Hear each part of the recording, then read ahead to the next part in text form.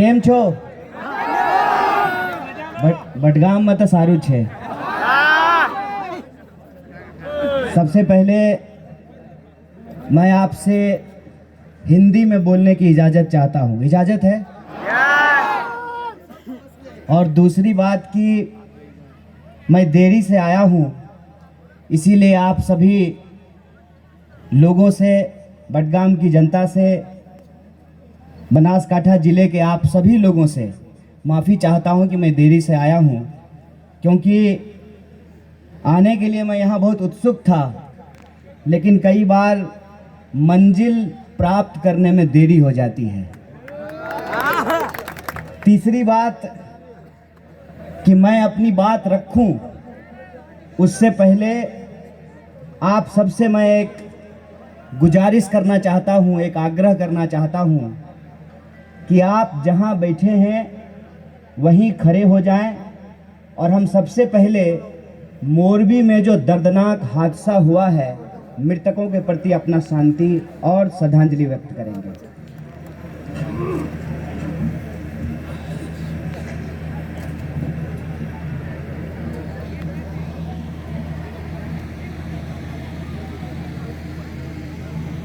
धन्यवाद, शुक्रिया। दोस्तों, मेरी आवाज जहां तक पहुंच रही है, बनासकांठा जिले के बडगाम तहसील के, बडगाम विधानसभा के सभी आदरणीय बुजुर्गों का, माताओं बहनों का, नौजवान दोस्तों का, किसान मजदूर भाइयों का, दुकानदार साथियों का, खेतीबाड़ी करके, उद्योग धंधा चला करके, मेहनत मजूरी करके, अपना खून पसीना बहा करके अपने परिवार का भरण पोषण करने वाले आप तमाम नागरिकों का क्रांतिकारी इस्तकबाल करता हूं, आपका हार्दिक अभिनंदन करता हूं। दोस्तों, भले मुझे गुजराती नहीं आती है, लेकिन मुझे गुजरात की भावना जरूर समझ में आती है। इसीलिए आप सब लोग पहले से बहुत देर से इंतजार कर रहे हैं। पूरा जो हमारा सम्मानित मंच है, कांग्रेस पार्टी के तमाम नेता, प्रभारी, तमाम जो हमारे फ्रंटल ऑर्गेनाइजेशन हैं, यूथ कांग्रेस, एनएसयूआई, महिला कांग्रेस, सेवा दल, किसान कांग्रेस, सभी पदाधिकारियों को मैं इकट्ठे प्रणाम करता हूं, आपको धन्यवाद देता हूं, क्योंकि मैं सीधे मंच से ना बात करके अपनी जनता से बात करना चाहता हूं। और मैं आपको एक बात कहना चाहता हूं जो मेरे दिल में 2019 से है। मैं अपना पहला चुनाव अपनी जन्मभूमि पे जाके लड़ा था, बेगूसराय में, लेकिन मैं वो चुनाव नहीं जीत पाया। जिग्नेश अपना पहला चुनाव अपनी जन्मभूमि में नहीं लड़ा, बडगाम में आकर के लड़ा, और आपने जिग्नेश को विधायक बनाया है। इसके लिए मैं आपको कोटि कोटि धन्यवाद देना चाहता हूं। ये बात मैं आपको क्यों कह रहा हूं? इस बात में एक गहरा राज छुपा हुआ है। राज ये है कि जिग्नेश भाई के साथ हमारा संबंध ऊना आंदोलन से है, लेकिन आज हम दोनों अगर कांग्रेस में हैं, बडगाम की जनता के चलते हैं। ये बात मैं आप लोगों से कहना चाहता हूं। मैं ये कह रहा था कि बडगाम की ताकत देखिए। पिछली बार जिग्नेश भाई सिलाई मशीन के निशान पर चुनाव लड़ रहे थे। वो सिलाई मशीन लेकर कांग्रेस पार्टी भारत जोड़ो यात्रा कर रही है, और बडगाम की जनता का ताकत देखिए कि आपने सिर्फ जिग्नेश को विधायक नहीं बनाया है, उसको कांग्रेसी भी बना दिया है। तो ये बडगाम के लोगों का आशीर्वाद है, ये बडगाम के लोगों की दुआ है कि वो पिछली बार अपक्ष लड़े थे, लेकिन आपने कहा कि हम अपना आशीर्वाद आपको दे रहे हैं, अपनी दुआ दे रहे हैं और इस आशीर्वाद और दुआ में हम ये कामना करते हैं कि आप इस लड़ाई को जो बडगाम में शुरू किए हैं सिर्फ बडगाम तक सीमित मत रखिए, पूरा गुजरात लेकर जाइए, पूरा देश लेकर के जाइए। और उसी पवित्र उद्देश्य के चलते जिग्नेश भाई आज कांग्रेस का खेस पहन करके आपके बीच में बैठे हुए हैं। इसीलिए मैं आपसे पहला आग्रह ये करना चाहता हूं कि ये चुनाव जिग्नेश भाई का चुनाव नहीं है, ये चुनाव बडगाम की अस्मिता का चुनाव है, बडगाम के इतिहास का चुनाव है, बडगाम के भविष्य का चुनाव है, बडगाम के पहचान का चुनाव है। ये बात मैं आपको इसलिए कह रहा हूं कि जब आसाम की पुलिस जिग्नेश भाई को पकड़ करके ले गई तो वो एक व्यक्ति को पकड़ करके नहीं ले गई थी, बडगाम की जो लाखों जनता है उसके चुने हुए विधायक को पकड़ करके ले गई थी। इस चुनाव में आपको उस सरकार को जवाब देना है कि हमने वोट दिया है, हम अपना वोट दे करके अपना विधायक चुने हैं, आप हमारे चुने हुए विधायक को जबरदस्ती अपराधी की तरह गलत तरीके से दूसरे राज्य में कैसे जेल में बंद कर सकते हैं, इसका जवाब आपको देना है। और ये बात मैं आपको क्यों कहने के लिए आया हूं, भारत जोड़ो यात्रा चल रही है, बहुत दूर हैं हम लोग, लेकिन हम आपके बाद आपके बीच आए हैं, इसकी एकमात्र वजह है कि हम आपसे गुजारिश करने के लिए आए हैं, हम आपसे एक अपील करने आए हैं, हम आपसे एक अनुरोध करने के लिए आए हैं कि आपके कंधे पे पिछली बार से ज्यादा बड़ी जिम्मेवारी इस बार आ चुकी है। ये जिम्मेवारी इसलिए आ चुकी है कि जिग्नेश के साथ अब आपकी पहचान और जिग्नेश की पहचान एक हो चुकी है। अगर जिग्नेश जीतेगा तो बडगाम जीतेगा, इस बात को याद रखिएगा। अगर जिग्नेश जीतेगा तो बडगाम से एक संदेशा सिर्फ गुजरात में नहीं पूरे देश में जाएगा कि अगर लड़ने वाले को परेशान करोगे, लोगों के हक और अधिकार के लिए जो लड़ते हैं उन बच्चों को अगर तुम तंग करोगे तो उनके ऊपर हम अपना आशीर्वाद देंगे। ये संकल्प आपको लेने की जरूरत है। ये चुनाव कोई साधारण चुनाव नहीं है। अगर ये साधारण चुनाव होता, इस चुनाव की अगर कोई ऐतिहासिक जिम्मेवारी नहीं होती, तो मैं आपको बात याद दिला देना चाहता हूं, दोस्त तो जिग्नेश हमारे तब भी थे ना जब पहली बार चुनाव लड़ रहे थे।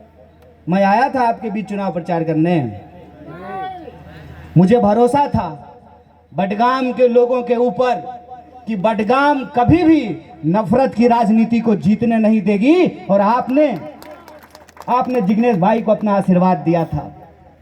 आज मैं जो आपके बीच आया हूं तो ये कहने के लिए आया हूं कि सिर्फ गुजरात नहीं, पूरा देश आपकी तरफ देख रहा है।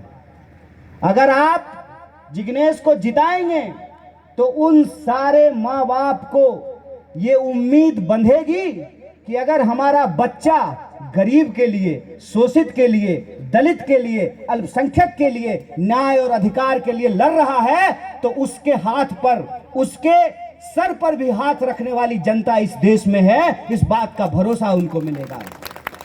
मैं एक बात आपको कहना चाहता हूं, प्रधानमंत्री जी जब कहते हैं कि मैं गरीब का बच्चा हूं तो मुझे सुन करके बहुत अच्छा लगता था। जब मुझे यह बात समझ में आई कि प्रधानमंत्री का फोटो आगे लगा करके उनका गृह मंत्री, प्रधानमंत्री कहते हैं परिवारवाद की बात, प्रधानमंत्री जी परिवारवाद का विरोध करते हैं और उनका ही गृह मंत्री अपने धीकरा को बीसीसीआई का सेक्रेटरी बनाता है। प्रधानमंत्री जी परिवारवाद का विरोध करते हैं और उनकी ही पार्टी में 10 से ज्यादा लोगों को, नेताओं के बाल बच्चों को टिकट दिया जाता है।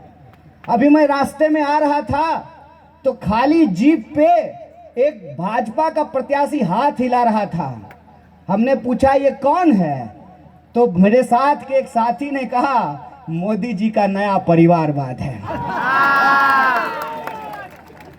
मैं आपसे ये कहना चाहता हूं कि कांग्रेस पार्टी के ऊपर माननीय प्रधानमंत्री जी परिवारवाद का आरोप लगाते हैं, लेकिन सच्चाई ये है कि हमारे और जिग्नेश जैसे लोगों के लिए अगर जगह है तो आज भी भारतीय राष्ट्रीय कांग्रेस में है, जो इस देश की आजादी के लिए लड़ी थी, इस देश में संविधान को कायम की थी। और आपके ऊपर ये जिम्मेवारी है कि उस संविधान के अधिकार को आपको बचाना पड़ेगा। आपको एक संदेशा देना पड़ेगा इस देश की सत्ता को, इस देश के बिके हुए लोगों को, इस देश के बेईमानों को, कि आज भी इस देश में इंसानियत जिंदा है, आज भी इस देश में इंसान जिंदा है। आपको ये बताना पड़ेगा कि नोट की खनक के सामने वोट जो है बडगाम का बिकाऊ नहीं है। ये बात आपको साबित करना पड़ेगा। आपको ये साबित करना पड़ेगा कि आपकी नोट की ताकत को हम अपने वोट की एकता से हराएंगे। ये बात आपको साबित करना पड़ेगा। और आप जानते हैं कि गुजरात में हमारे और भी दोस्त थे, और बीजेपी कैसे लड़ने वाले लोगों को उनके साथ कैसा बर्ताव करती है, ये हमको मालूम है। पहले डराते हैं, अगर नहीं डरोगे तो आपको कानूनी मामलों में फंसाते हैं, आपको जेलों में बंद करके रखते हैं। तब भी अगर आप नहीं डरते हो तो फिर आपको नोट दिखाते हैं, और तब भी अगर आप अपना ईमान नहीं बेचते हो तो फिर आपको गोली मार देते हैं। ये हकीकत हमने इस देश में देखा है। इसीलिए मैं बड़ी उम्मीद लेकर के आपके बीच में आया हूं। ये उम्मीद लेकर के आया हूं कि आप ये भरोसा दीजिए कि जिग्नेश भाई तब में यहां मत रहो, सिर्फ बडगाम नहीं जीतना है। बडगाम तो तुम पिछली बार ही जीत लिए थे, पूरा का पूरा गुजरात जीतना है। आप चाहते हैं कि पूरा गुजरात जीता जाए, तो फिर जिग्नेश भाई को ये भरोसा दीजिए कि जिग्नेश भाई आप बूथ मैनेजमेंट की चिंता मत करो, हम इस नकली चाणक्य को बडगाम में पटखनी दे करके आपको दिखाएंगे। आप नोट की चिंता मत करो। नोट से क्या क्या खरीद सकते हो? नोट से वही खरीद सकते हो ना जो बिकने वाला माल होगा। बडगाम की जनता बिकने वाली नहीं है। ऐसा है कि नहीं है? जोर से बोलिए, है ना? तो आप चाहते हैं कि गुजरात जीते, तो जिग्नेश भाई को और भी जगह जाना पड़ेगा ना। जिग्नेश भाई वर्किंग प्रेसिडेंट हैं और भी नौजवान हैं जिग्नेश की तरह, जो अपने अपने इलाके में लड़ रहे हैं। तो आपको नहीं लगता है मोदी जी की हकीकत जो हम लोगों को पता है वो गुजरात की हर विधानसभा की जनता को बताया जाए? तो ये चुनाव जिग्नेश भाई लड़ेंगे कि आप लड़ेंगे? आप लड़ेंगे ना। तो आप लड़ेंगे तो एक बात अपने मन में ठान लीजिए, लड़ाई जब होती है ना न्याय की, अन्याय के खिलाफ, तो उसमें कोई धोखा नहीं होता है, कोई दुविधा नहीं होती है। वो लड़ाई जब होती है तो आर पार की होती है ना। अगर आप मोर्चे पे खड़े हैं और मन में दुविधा हो जाए, ये करें कि वो करें, तो लड़ाई तो जीतने से पहले ही हार गए, शुरू होने से पहले ही हार हो गई। आपके मन में भी कोई दुविधा है? मन में दुविधा मत रखिए। मैं आपको यह बात कहना चाहता हूं कि मैं दिल्ली रहता हूं और हमारी यात्रा अभी हैदराबाद से गुजरी है। मैं ज्यादा इस पे बोलना नहीं चाहता हूं। कहते हैं समझदार के लिए इशारा काफी होता है, और बडगाम की जनता समझदार तो है। तो आप इशारा समझ रहे हैं ना। मन में अगर दुविधा हो, सड़क पार कर रहे हो या नदी पार कर रहे हो, अगर सड़क पार करते हुए दुविधा हो जाए तो एक्सीडेंट हो जाता है, और नदी पार करते हुए अगर दुविधा हो जाए तो नाव डूब जाती है। इसीलिए मन में कोई दुविधा मत रखिए। इस देश के भीतर एक मजबूत विपक्ष के तौर पे कोई व्यक्ति अगर सड़कों पे उतर करके लड़ रहा है, अभिमन्यु की तरह तो वो राहुल गांधी है, इस बात को याद रखिएगा। अगर आप इस बात को समझते हैं, इस बात को महसूस करते हैं, तो आप ये मत देखिए कि क्या होगा कैसे होगा, वही होगा जो आप तय करेंगे। जब मैं चुनाव लड़ रहा था तो मैं अपना अनुभव आपसे कहता हूं। कुछ नौजवान हमारे पास आए और बोले कि देखिए आपकी बात तो हमको ठीक लगती है, लेकिन हमको ये लगता है कि आपको वोट देंगे तो आप जीतेंगे कि नहीं जीतेंगे। हम बोले एक बात बताइए, ऐसा कौन सा जादू है कि आप वोट हमको दीजिएगा और जीत कोई और जाएगा।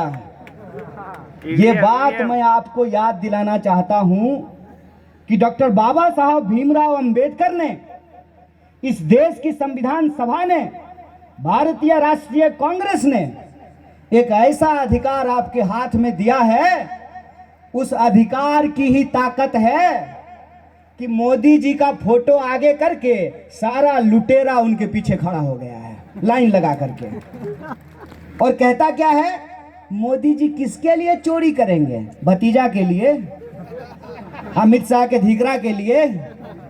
ऐसा थोड़ी है कि भाजपा में सब मोदी जी की तरह है। सबके बाल बच्चे हैं, सब चीफ मिनिस्टर अपने बच्चे को चीफ मिनिस्टर बनाने के लिए तैयार है। चीफ मिनिस्टर का बच्चा जो है वो मंत्री बना हुआ है, मंत्री का बच्चा मंत्री बना हुआ है।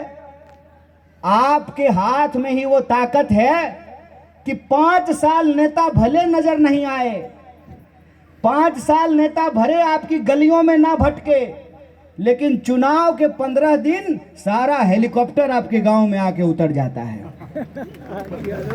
यह आपकी ही ताकत है कि जब आप कोरोना में मर रहे थे, आपको ऑक्सीजन सिलेंडर नहीं मिल रहा था, आप अपने अपनों को खो रहे थे, और जान गंवाने के बाद आपको सरकार से कोई मुआवजा नहीं मिल रहा था, तो एक भी कैमरा नहीं आया था। क्या दोस्त, चुनाव नहीं होता तो बडगाम आते क्या?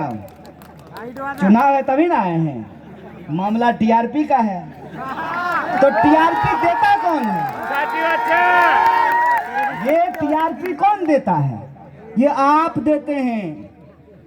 मैं आपको बता देता हूं, जिसके जुल्म से आप परेशान हैं, उसको ताकत आपने ही दी है, उसको शहद आपने ही चटाया है। उसको अगर आप शहद नहीं चटाए होते तो आज आपका खून पीना नहीं शुरू करता।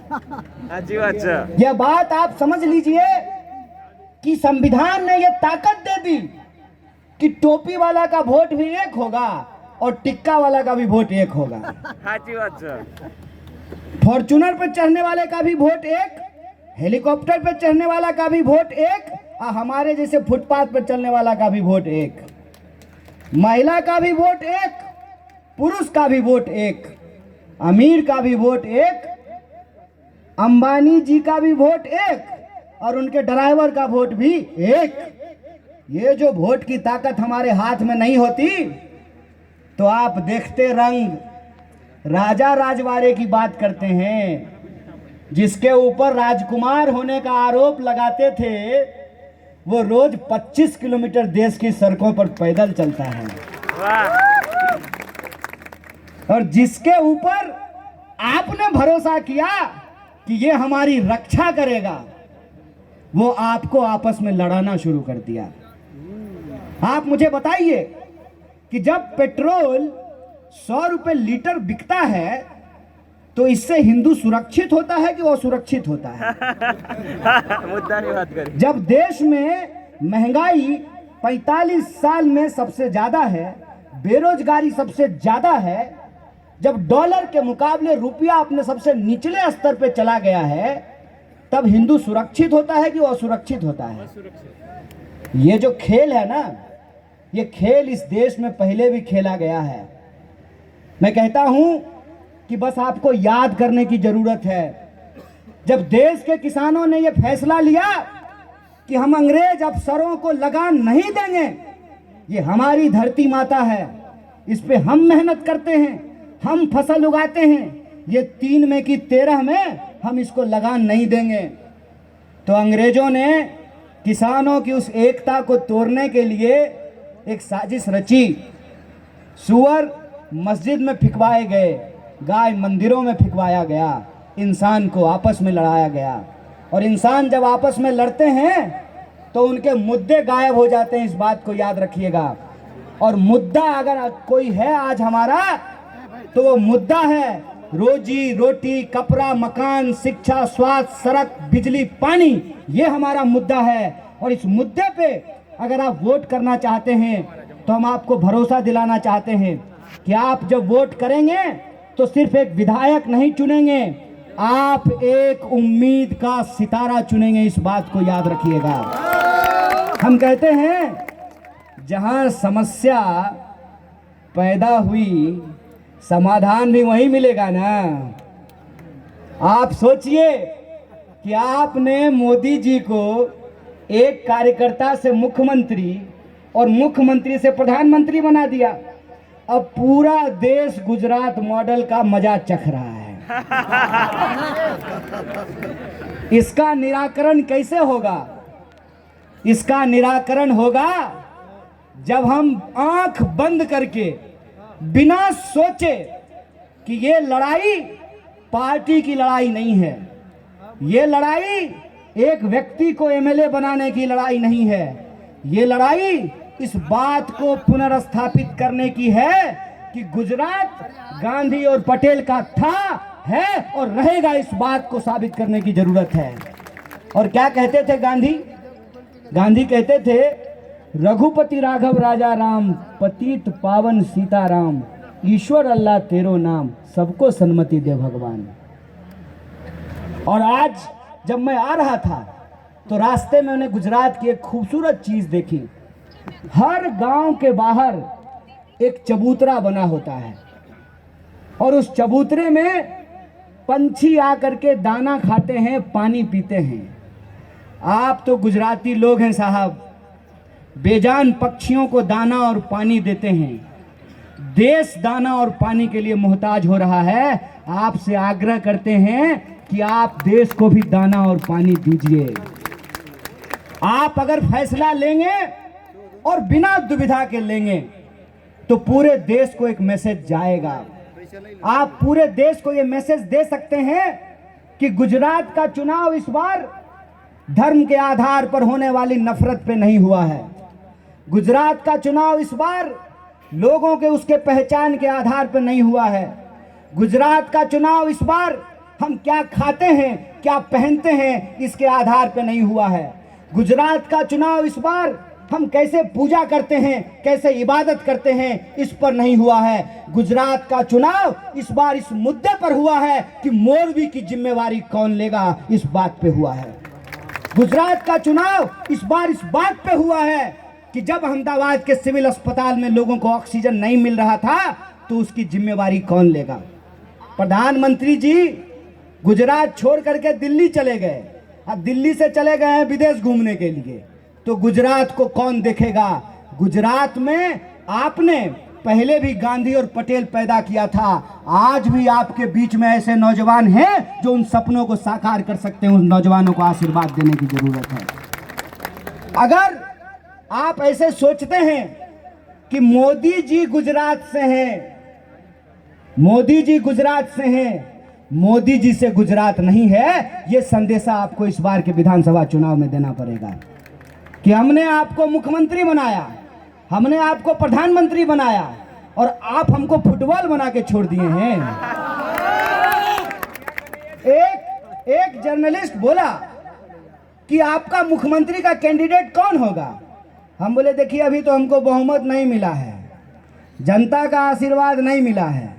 जनता का आशीर्वाद मिलेगा तो हम जो है नाम भी तय कर लेंगे, लेकिन जिसको आशीर्वाद मिल रहा है उससे जरा पूछ के बताइए कि वो अगला बार मुख्यमंत्री होगा कि नहीं होगा। भूपेंद्र पटेल साहब सो रहे थे, आप वीडियो देख लीजिएगा, उनको नींद आ रही थी, ऊँघ रहे थे वो, उनको मालूम ही नहीं था कि वो चीफ मिनिस्टर होने वाले हैं। और रूपानी साहब को मालूम ही नहीं था कि उनको एमएलए का भी टिकट नहीं मिलने वाला है। तो ये कौन तय कर रहा है? पहले आनंदीबेन पटेल साहिबा थी, फिर रूपानी साहब आए, फिर भूपेंद्र पटेल आ गए। कल को क्या गारंटी है कि कौन होगा? जैसे बीसीसीआई का सेक्रेटरी बनने के लिए नियम बदल गया तो हो सकता है कि जैसा ही हो, नहीं हो सकता है। और ये सबको मालूम है।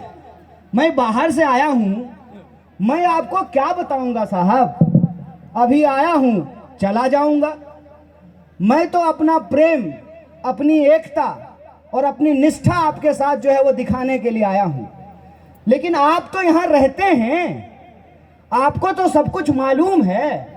आप तो जानते हैं कि जिग्नेश न्याय के लिए लड़ने के चलते ही जेल गए।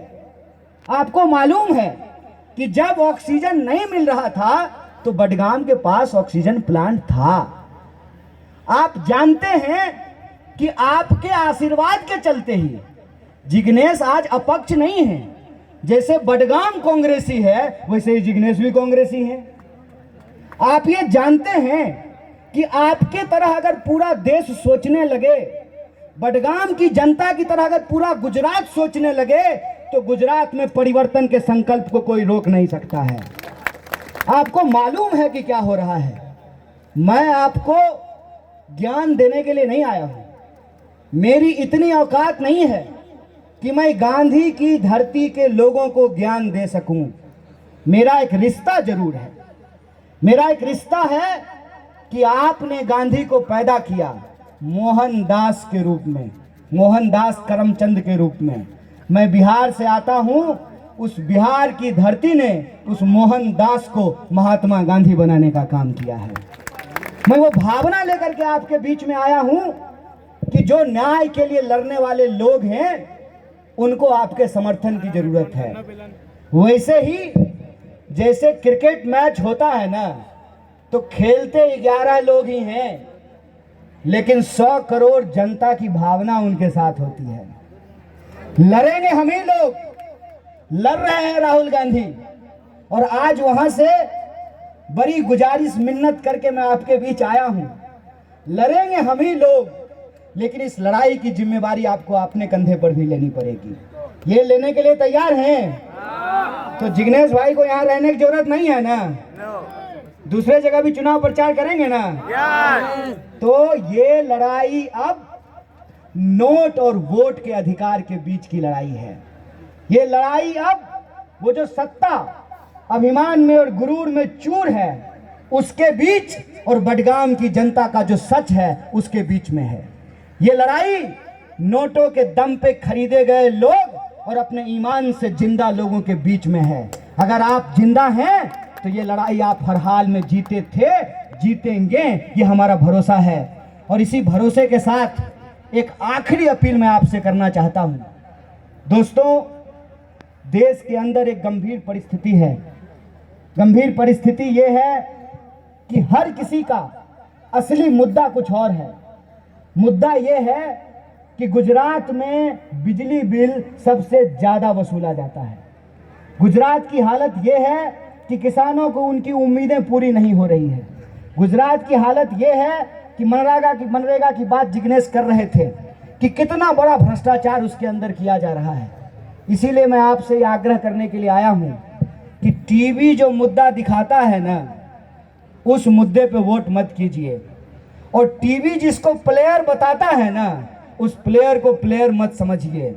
आंख बंद करके सोचिए कि आपका मुद्दा क्या है। और आपको यदि लगता है कि जब आप पेट्रोल पंप पे जाते हैं, पेट्रोल भरवाते हुए आपको ऐसा महसूस होता है कि सिरिंज से कोई खून हमारा निकाल रहा हो, ज्यों-ज्यों मीटर बढ़ता है त्यों-त्यों धड़कन तेज होती है। अगर आप महंगाई से परेशान हैं तो आप महंगाई के खिलाफ वोट कीजिए। अगर आप बेरोजगारी से परेशान हैं तो आप बेकारी के खिलाफ वोट कीजिए। अगर आप किसान हैं और आपको आपके फसल का दाम नहीं मिल रहा है तो इस किसानी की लूट के खिलाफ, किसानों को जो आज बर्बाद किया जा रहा है उस बर्बादी के खिलाफ वोट कीजिए।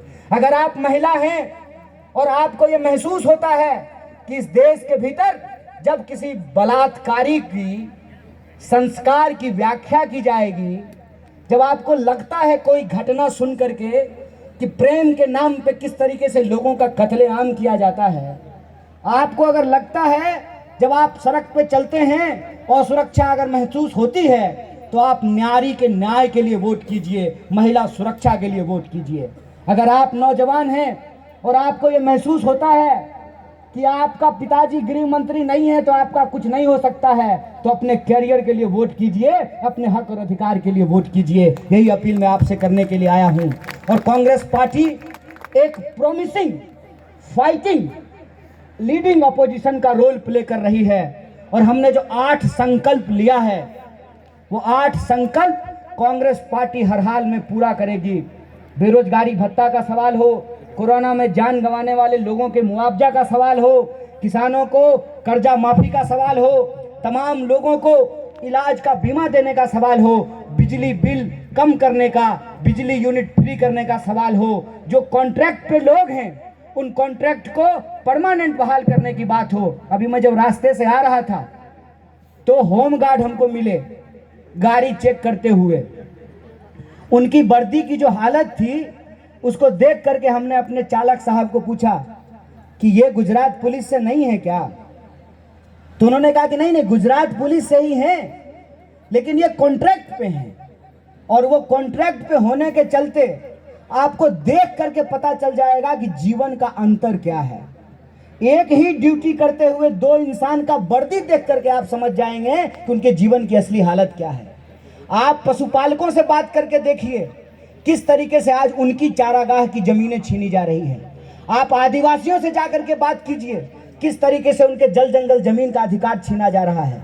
और आप इस देश की अक़लियत से बात कीजिए कि बार बार किसी ना किसी मुद्दे से किस तरीके से ध्रुवीकरण करके एक डर का माहौल पैदा किया जाता है।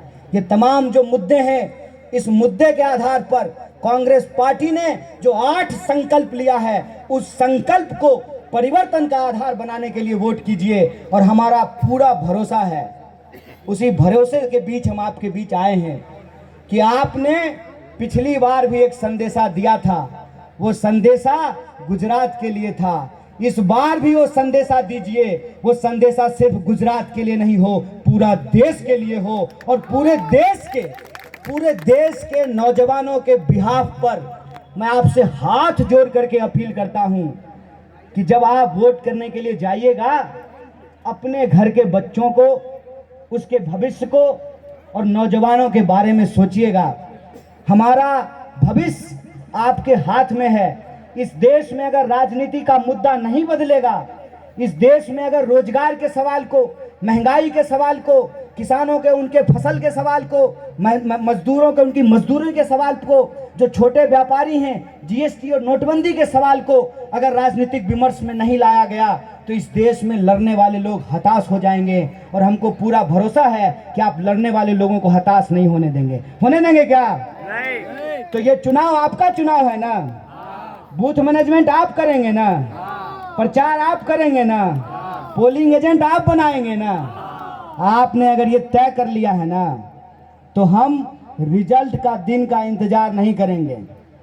आप तय कर लिया है ना, जोर से बोलिए, कोई दुविधा नहीं है ना। तो हमको तो रिजल्ट का इंतजार नहीं है। मैं अभी ही परिणाम निकाल करके जा रहा हूं कि अपना भाई जिग्नेश मेवानी सिर्फ बडगाम का नहीं, पूरे गुजरात में एक परिवर्तन का आवाज बन करके उभरेंगे। बहुत बहुत धन्यवाद, बहुत बहुत शुक्रिया। खूब खूब आभार।